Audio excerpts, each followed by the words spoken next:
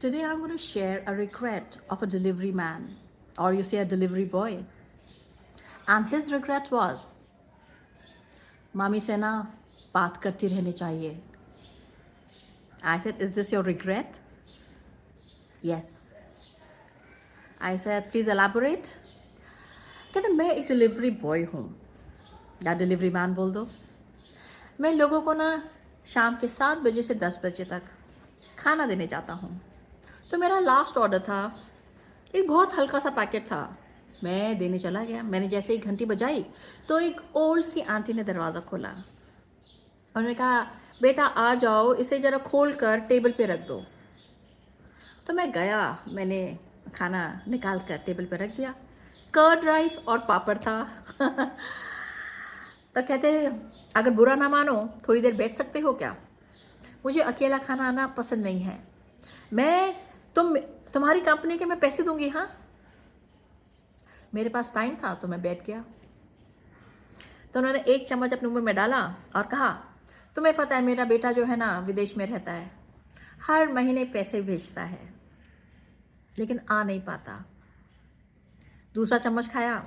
मेरी बेटी जो है ना कोलकाता में रहती है, उसका अपना परिवार है, वो खुश है, अपने ही परिवार में बहुत बिजी है, उसके पास टाइम नहीं है मुझसे बात करने के लिए. तीसरा चम्मच डाला. अच्छा बेटा, तुम्हारे परिवार में कौन कौन है? उनका, आंटी मैं हूँ, मेरी माँ है. तुम्हारी माँ यहीं रहती हैं? कहते नहीं, मेरी माँ रामपुर में रहती हैं. तो अपनी माँ से हर रोज़ बात तो करते होगे? कहते जब उन्होंने सवाल किया ना, तब मैंने रियलाइज़ किया कि actually when did last I speak to my mother. काफ़ी टाइम निकल गया था, मुझे तो याद ही नहीं था. तो मेरी साइलेंस ना वो समझ गई. उन्होंने खाना पीना खाया, 500 निकाले और एक पहले दिए. मैंने कहा नहीं नहीं आंटी थैंक यू, मुझे इसकी ज़रूरत नहीं है. कहते रख लो, thank you for your company. एक और 500 रुपये निकाले. मैंने कहा आंटी ये क्या है? ना ना मुझे नहीं चाहिए. शी सेज दूसरा इसलिए कि अपनी मम्मी से ना बात कर लिया करो. कहते बेटे, जब बच्चे अपने पेरेंट्स से बात करते हैं ना और ये जान लेते हैं कि पेरेंट्स सब ठीक ठाक हैं, कहते बहुत सुकून मिलता है. कहते मैंने वो 1000 रुपये हाथ में लिए. कहते मैं उन्हें पकड़ कर जब सीढ़ियों से नीचे उतर रहा था तो मुझे ख्याल आने लग गया that my God, loneliness is so bad. Aunty के हस्बैंड नहीं है, बच्चे दोनों बाहर हैं, एंड कितना दिक्कत होती है यार. लोनलीनेस है, ओल्ड एज है, हेल्पलेसनेस भी है साथ में. इन तीन का कॉम्बिनेशन तो बहुत खतरनाक है. कहते मैं नीचे आया ना तो मेरे को ऐसे ख्याल है कि चलो मम्मी से बात कर लेता हूँ. मैंने मम्मी को फ़ोन में लाया. मैंने कहा मम्मा. मामा का रिएक्शन, ओ माय गॉड बेटा तुमने कैसे फ़ोन कर दिया, सब ठीक तो है? मैंने कहा मम्मा आपकी याद आ रही थी. कहता है मेरे बेटे क्या हाल है?